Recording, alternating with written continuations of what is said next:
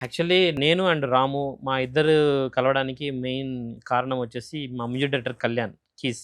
ఆయన ఆయనొచ్చేసి ఆయన నాకు చాలా క్లోజ్. అంటే ఈ ఇండస్ట్రీలోకి రావడానికైనా, ఇండస్ట్రీలో నాకు మెయిన్ సపోర్ట్ అయిన కళ్యాణ్ కీస్ ఈ ఫోక్ ఇండస్ట్రీ వరకొచ్చేసి.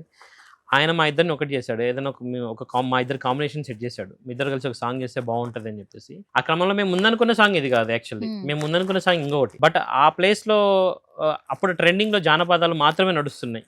ఈ 6, 7 మంత్స్ బ్యాక్ అన్నీ కొంచెం ఓల్డ్ టచ్ ఉండి, ఈ జానపద సాంగ్స్ ఇవి ఇవి ఏదైతే ఈ ఫ్లేవర్ ఉన్నాయో, హుక్ స్టెప్ ఉండి, ఫీమేల్ అండ్ మేల్ అండ్ ఖచ్చితంగా ఇవన్నీ ఒక సెటప్ ఉండాలని ఏదైతే ప్లాన్ అనుకున్నామో, ఆ పైస్‌గా ఆలోచించి ఒక 1 వీక్ తర్వాత రాము నా దగ్గరికి "అన్న ఈ సాంగ్ మీరు వినండి." ఇద్దరం ఒకట ఒక టీ తాగుతున్నాం ఇద్దరం సరదాగా.